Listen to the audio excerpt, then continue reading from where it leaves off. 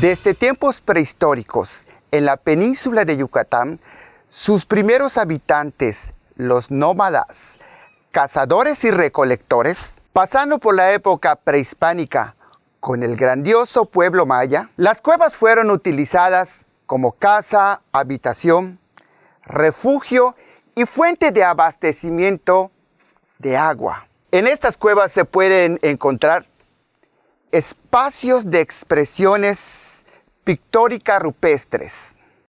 Al internarme en una caverna, los sentidos cambian. La pupila de los ojos se dilata y permite observar un poco en la oscuridad. El olfato percibe un olor a humedad y el oído va cediendo paso a sonidos vacíos y huecos, interrumpidos por el caer de una gota, el aleteo de un murciélago o el deslizar de una araña en la pared. En esos momentos la imaginación vuela y llegan a nuestra mente relatos e historias de seres extraños y misteriosos de los habitantes del mundo subterráneo. La lámpara de mi mano apunta a las cavidades y túneles oscuros, casi deseando ver al Atzucán, aquella serpiente gigante y mítica, con cabeza como la de un caballo y crines, observada en varias grutas de Yucatán. Se trata de una serpiente, y este relato me lo dijo un señor ya de edad muy avanzada.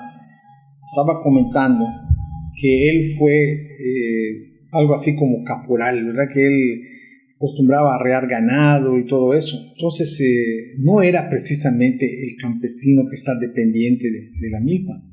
Pero como todos los demás tienen la misma creencia, incluso hasta los que no están vinculados con la milpa asumen ese mito como propio.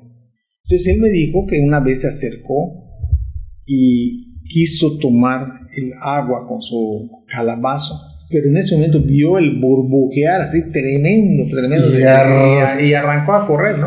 Un señor me dijo que salió al campo como siempre, y de pronto vio al Atzucán subiéndose a un árbol y tratándose de comer los pájaros chel, que son unos pájaros azules muy bonitos que hay en el campo. Entonces, cuando yo escuché eso, aparte de que el Atzucán también con su propio aliento, no tiene que salir de cacería, abre la boca y con el calor de su aliento atrae a esos pequeños mamíferos y se los va comiendo, a cualquier animal, pero especialmente al pájaro chel. Para empezar, eso del aliento nos causó mucho ruido, porque en todas las simbologías y mitologías del mundo, el aliento significa vida, y aquí significaba muerte. Entonces, ¿cómo le hacemos? Pero pues estudiando y haciendo más etnografía nos dimos cuenta que aquellos animales que la serpiente comía, incluso y con más énfasis el pájaro chele, eran los que dañaban a la milpa. Entonces, al comerse esos animales, brotaba mejor el maíz, que es la vida de los campesinos. Entonces, por eso era una persona que se precie de estudiar mitos no puede hacerlo sin dejar de estudiar la vida de los pueblos. En casi todas las regiones del mundo existen relatos tradicionales que forman parte de la cultura de sus pueblos. Estos relatos se han formado a lo largo de la historia y en la mayoría de las veces se vincula con las formas de vida de la gente y los factores del medio ambiente. El Atzucán significa, afortunadamente tuvimos chance de averiguarlo, Tzuk es el cabello de la mazorca. Y Can es serpiente, entonces se traduce como la serpiente con crines, porque la mazorca tiene como unos crines, ¿sí? Entonces esa es la manera así se traduce. Cuando nosotros empezamos a estudiar la Atzucán, yo me di cuenta que este mito hay en muchas partes del mundo, en otras partes del estado, de otros estados de México, y también hay en otras partes del mundo. Llegamos a la conclusión de que está muy ligada a los pueblos agrícolas, porque los pueblos agrícolas simbolizan al agua con la serpiente. Acordémonos de Kukulcán, la serpiente emplumada, Quetzalcóatl, la serpiente emplumada, ¿sí? Entonces, por eso es que está íntimamente ligada la Atzucán al agua de los cenotes, que es la que les sirve a los campesinos para abastecerse cuando van a la milpa, cuando van de cacería. Y ampliando un poquito más la respuesta, El agua de las lluvias también es representada por Atzocap, pero como la lluvia está en el cielo, cae del cielo, entonces para que corresponda ese símbolo a la lluvia, le salen alas y vuela, o bien le salen plumas y puede volar. Todo ocurrió en las vacaciones de Semana Santa en 1995. En el municipio de Tecash, uno de los principales guías de grutas, Mario Novelo Dorantes, fue contratado por 60 estudiantes de la Escuela Nacional de Antropología e Historia para que los accesara a las cuevas de la región. La mayoría de ellos eran espeleólogos y por tanto estaban acostumbrados a los riesgos del ambiente subterráneo. Mario nadaba incómodo porque contravenía la tradición de no entrar a las cuevas en esos días del año. El Jueves Santo, a las 5 de la tarde, en una breve ausencia de Mario, unos exploradores de ese grupo se internaron en una cueva llamada El Platanal y sin razón aparentemente empezaron a sentir problemas respiratorios, mareos y alucinaciones que les hacían ver duendes y demonios. Después sopló un viento tan agresivo que parecía que los quería sacar de la cueva. Ellos salieron solos. 20 días después, 2 de los estudiantes se encontraban en estado de coma, infectados con la terrible enfermedad de las cavernas, la histoplasmosis. Nunca se pudo aliviar. Mario fue puesto al corriente por el jefe de aquella expedición y de inmediato recurrió a varios men, quienes coincidieron en afirmar que la causa real de la precaria salud de los muchachos era haber profanado la gruta en los días principales de la Semana Santa. Los muchachos finalmente murieron y Mario organizó un ritual en la entrada de dicha gruta. Los participantes vieron salir un viento huracanado y el men les dijo que la gruta ya estaba curada. En 1949, Estanislao Ordóñez le platicó a Roger Cuy Vergara haber visto a la serpiente Tzucán en el cenote Ixquiqué, en las inmediaciones del poblado de Calquetó. En realidad, Ixquiqué es una cueva con un cenote en su interior. En ese tiempo, Estanislao era milpero, cazador y comisario municipal. Una noche se despidió de su esposa. Antes de salir a cazar, fue a emboscarse en el cenote mencionado. Allí podría obtener unos conejos, una guti o cualquier otra presa. Cuando llegó a Ixquiqué, empezó a enfocar con su linterna hacia adentro de la gruta. Entonces vio 2 lucecitas y pensó que eran los ojos de la guti o, en el peor de los casos, de un mapache, pues estos animales entraban allí a tomar agua de noche. De pronto distinguió en la oscuridad a la temible serpiente del Tzucán, pues esta alzó la cabeza y él pudo ver que tiene crines como los caballos. Estanislao tuvo mucho miedo. Lo que hizo fue retroceder y luego corrió hasta llegar a su casa. El cazador agregó que no intentó hacerle daño a la serpiente, pues ella lo hubiese castigado. Podría haberlo matado si le disparara, porque la Tzucán es espíritu. De acuerdo con los testimonios recabados en muchos lugares, esta serpiente solo se ve una vez en la vida y el temor queda para siempre. Ahora bien, ese mito también lo vamos a encontrar cerca de Uxmal. Déjame decirte que aparte de las versiones que yo obtengo en el campo, al realizar la investigación, pues hubo que revisar todos los señores que trabajaron como recopiladores, no como antropólogos, ¿sí? Está ahí don Domingo Zul, está ahí otros personajes muy famosos que nos brindan sus versiones y eso necesariamente uno las tiene que incorporar al estudio, ¿sí? Para tener la certeza de que en el mito de la serpiente Tzucán se investigaron todas las versiones y tuvieron cabida de acuerdo con una hipótesis general, y es lo que nosotros hicimos. Entonces, cuando uno, y es tan fuerte este mito que me acabas de mencionar de la Japaicam, que cuando uno va a Maní, enfrente del cenote Cabachén, enfrente, ya la gente, pues, no sé exactamente quién, pero pintaron un enorme mural en donde está la serpiente, la anciana y al niño que están entregando.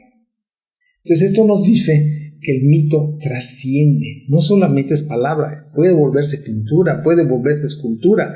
Hay un montón de representaciones en los templos mayas, en los que le llamamos sitios arqueológicos. Ahí está la serpiente multirepresentada de muchas maneras. Esa es la gran influencia que tiene este mito, que es, la serpiente es un mito universal, es un símbolo universal. Maestro Carlos, igual las grutas castigan. Bueno, al respecto, hemos encontrado algunos mitos en que realmente se dice que castigan, y nosotros como antropólogos, aquí debo hacer la aclaración, no verificamos ni hacemos un calificativo de verdadero o falso, no. Lo que nosotros hacemos es estudiar el mito, encontrar la estructura y ver qué mensaje transmiten. Porque los mitos, como te decía al principio en cuanto a tradición oral, transmiten una serie de valores, de pautas de conducta.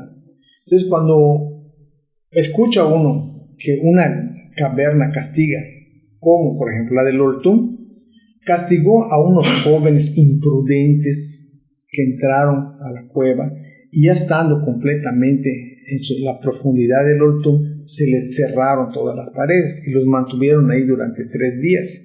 Afortunadamente uno de ellos llevó el caballo de su papá y todos veían al caballo que sea 3 días ahí parado. Decían, bueno, ¿qué está pasando? Va y posiblemente a los 3 días los liberó la cueva, y es para llamar la atención de que no se debe entrar a las cuevas porque son lugares muy peligrosos. Y en concreto te puedo decir que se mueren de 14 personas ahogados en los cenotes o perdidos en las cuevas. Este mito tiene miles de versiones. Básicamente dice que el animal busca y chupa el pecho de las mujeres cuando éstas tienen un hijo recién nacido y lo están amamantando. Hace muchos años, don Abelardo Pot fue a trabajar al monte, pero un día tuvo que volver a casa temprano, cerca de las 10 de la mañana. En ese momento, su esposa estaba dando pecho a su 8º y único hijo varón. De pronto, vio enroscada en el brazo de su hamaca a la serpiente Chillacán y bajaba hacia ella. Esto es porque la culebra Chillacán persigue a la mujer que tiene olor a leche materna. La señora se levantó y cogió el machete que su esposo colgaba en la casa. La Chayicán huyó. La Chayicán es peligrosa porque chupa el pecho de la mujer mientras introduce su cola en la boca del niño para engañarlo. Otros dicen que lo hace para adormecerlo.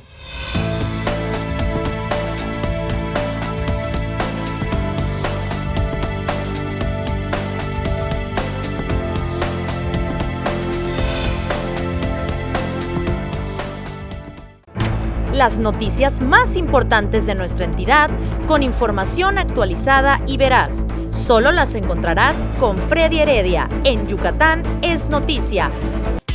Por Teleplay. Viejos amigos en una nueva señal.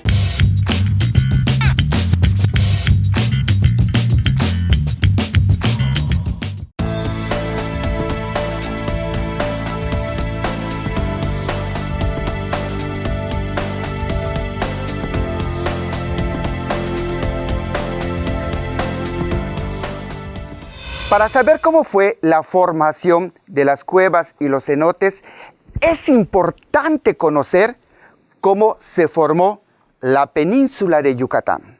Yo creo que vale la pena más bien ver cómo fue también la formación de la península de Yucatán.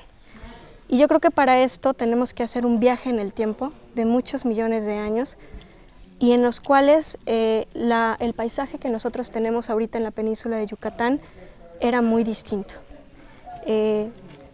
No estaba lo que ahorita nosotros podemos ver.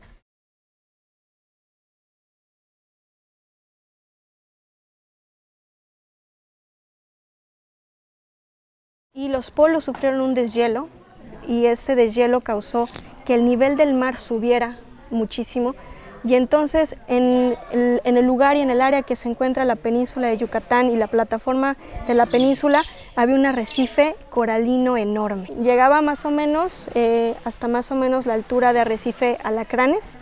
Y bueno, te sigo platicando. Los organismos que se encuentran en un arrecife coralino, corales de otros organismos marinos, incorporan un compuesto que se llama carbonato de calcio para hacer sus estructuras, sus conchitas. Y bueno, una vez que estos organismos mueren, lo que sucede es que bueno, se acumulan, se van al fondo, y por procesos después de movimiento de las olas, de la fuerza del viento, empiezan a sufrir un tipo de desgaste. Y entonces este desgaste los va convirtiendo a lo largo de muchos años en polvo muy fino. Y este polvo muy fino lo que hace es que se va acumulando de manera paulatina, y se empieza a compactar, y también junto con otros elementos que se pueden encontrar en el mar, como algunas arcillas, empieza una parte ya como de hacerse una parte muy, muy compacta y muy dura, ¿no? Y este tipo de procesos hace que que se formen las plataformas kársticas, eso quiere decir plataformas que son de carbonato de calcio.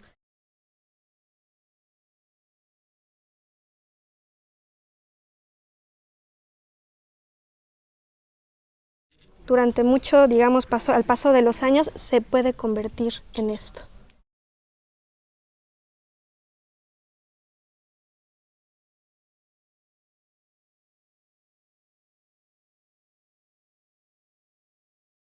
El nivel del mar ha cambiado mucho durante los últimos 200 millones de años, debido igual a procesos relacionados con el clima. Entonces, en épocas donde ha habido deshielos durante muchos años, el nivel del mar ha subido mucho, y en las épocas donde han sido glaciaciones, lo que hace es que el agua que está cerca de los polos, el agua del mar se empieza a congelar, y entonces hace que el nivel del mar retroceda. Y entonces es en estos tiempos a donde el nivel del mar retrocede y la plataforma de este tipo kárstica queda expuesta, en que sucede una reacción muy curiosa. El agua que está en la atmósfera reacciona con un elemento, con un compuesto que se llama dióxido de carbono. Y cuando reaccionan, se forma un ácido, es el ácido carbónico. Y este ácido carbónico, cuando llega a la roca, le empieza a disolver. Y este proceso es lo que hace que se puedan formar las galerías, las cuevas y lo que nosotros conocemos como los cenotes.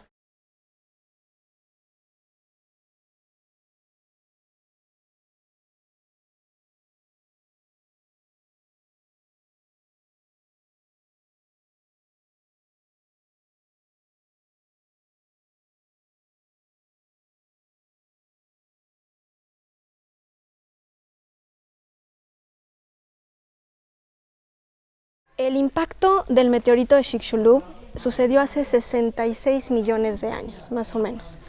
Y entonces en ese tiempo la península todavía estaba, digamos, bajo el agua, ¿no? Todavía estaba sumergida. Cuando llega el impacto del meteoro y llega y le pega a la península, levanta un montón de sedimento y empieza, se levanta lo de la nube que bloquea los rayos del sol, y entonces eso permite que, más bien, ya no permite que la vegetación siga creciendo, y entonces por lo tanto la muerte de los organismos mayores como los dinosaurios, ¿no? Pero el impacto que creó una especie de cráter, creó un cráter de alrededor de más o menos 180 kilómetros. Eso quiere decir más o menos como desde Celestún hasta Silam de Bravo. Y el impacto de tanta fuerza lo que hizo fue causar una serie de fracturas a lo largo de la circunferencia. Entonces, bueno, no es que haya sido que llegó el asteroide, y se formó el cenote. No, exacto. Y que haya salido también la península, ¿no? La península todavía estaba bajo el agua y se tardó alrededor de 60 millones de años en emergir. No quiero decir que la península se ha movido, sino más bien el nivel del mar empezó a descender poco a poquito, y la península empezó a asomarse en las partes más altas que tiene la península, que es por allá por la sierrita de Tikul. Y entonces, más bien fue un proceso después que una vez que la península ya estuvo expuesta, entonces se pudo dar la parte de la disolución, porque la piedra caliza quedó expuesta a los ambientes cuando ya estaba seca, y entonces se formaron los cenotes. Cuando nosotros estamos buscando rastros de meteoritos o de impactos con meteoritos, o que se sospecha que hubo por ahí un meteorito, se buscan ciertos elementos. Uno es un cuarzo que se llama un cuarzo de impacto. Este es un cuarzo que, tiene que ser estudiado por microscopios, pero lo que se observa es que la estructura del mineral se desplazó un poco. Y esto tuvo que haber sido, por cambios en un impacto muy, muy fuerte en la Tierra, generalmente por colisiones. Se asocia normalmente a aerolitos o a meteoritos. Otras pruebas que se realizan son unas que se llaman de anomalías gravitatorias. ¿Esto qué quiere decir? Que un impacto tan grande como el de este meteorito generaría un pequeño cambio de gravedad en el lugar del impacto. Así que se hacen unas pruebas para determinar si en efecto cambia un poco la gravedad, y aquí descubrieron que sí, hay un ligero cambio, y esto generalmente se debe a estos impactos tan fuertes y a la presencia de un cuerpo con una masa enorme. Así que hubo otra prueba más de que aquí podía haber algo. También la presencia de tectitas, que son algunos objetos de vidrios de pequeños milímetros que se forman también por el impacto de meteoroides. Y lo más importante es el iridio. Como bien nos mencionabas, el iridio es muy escaso aquí en el planeta Tierra, pero es muy asociado con meteoritos y con asteroides. ¿Y qué pasó? Pues que se descubrió que en esa zona había mucho iridio.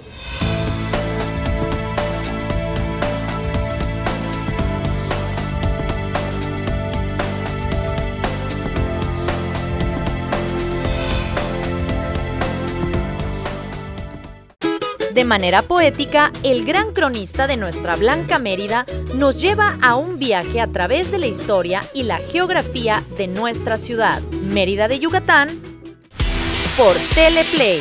Viejos amigos en una nueva señal.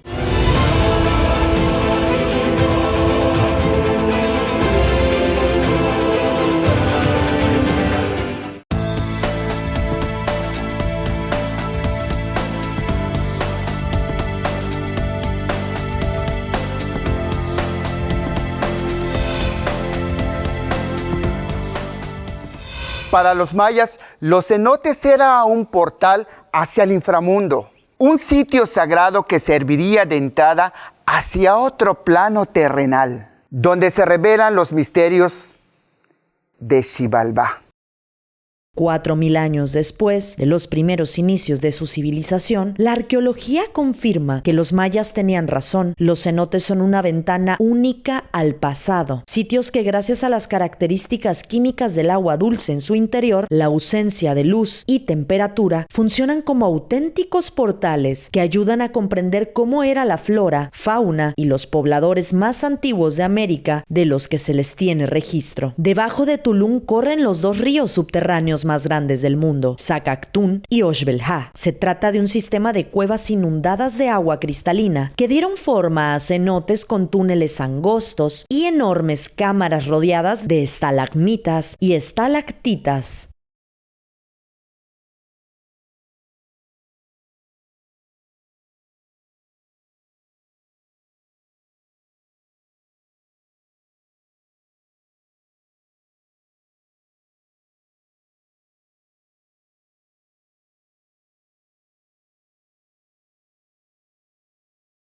No habitaron las cuevas, pero sus restos fósiles son encontrados dentro de las cuevas. Y qué bueno que sale este tema, porque afuera de las cuevas no existen los fósiles de estas especies o a las otras especies extintas que hemos registrado en cuevas subacuáticas.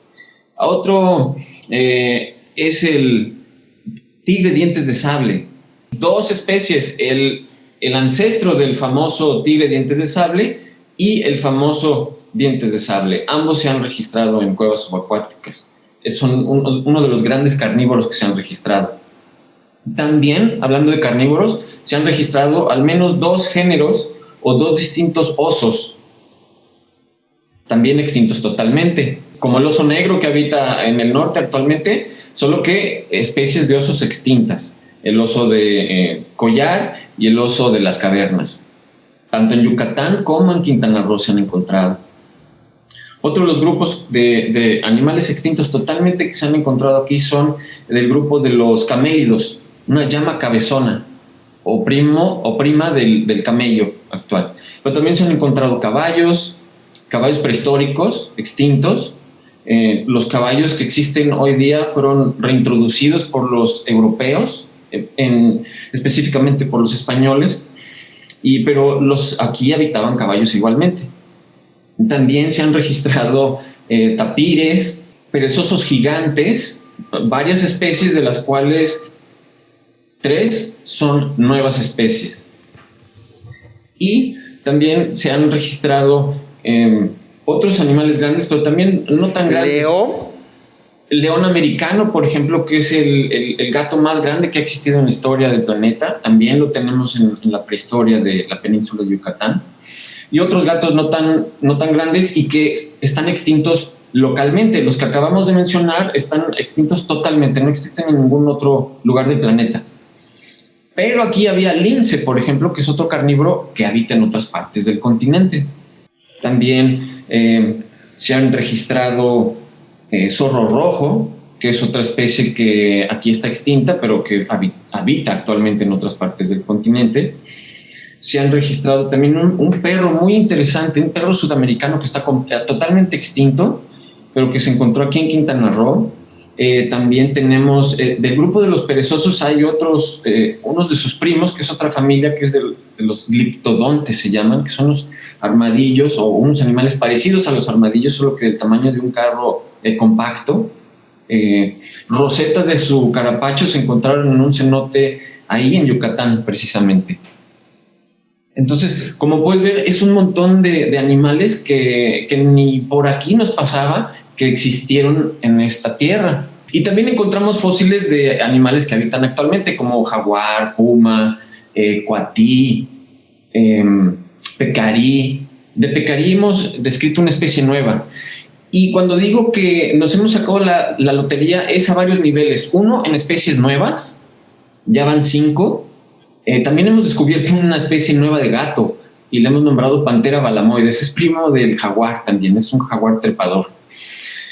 Pero en otro sentido nos hemos sacado la lotería porque huesos de estos fósiles, tanto de Mognalia minima, que es un pecarí pigmeo que también descubrimos, como los huesos del perezoso gigante que hemos descrito, una especie nueva que hemos nombrado Xibalbaonyx oviceps, muestran contacto con el ser humano en forma de huellas de corte por utensilio lítico. Quiere decir que el humano manipuló los restos y con su utensilio, no sabemos a ciencia cierta si fue lítico, si fue un fragmento de un caracol o de una almeja, algo filoso, ejercieron fuerza, realizaron cortes y dejaron huella en los materiales o en los fósiles de los animales.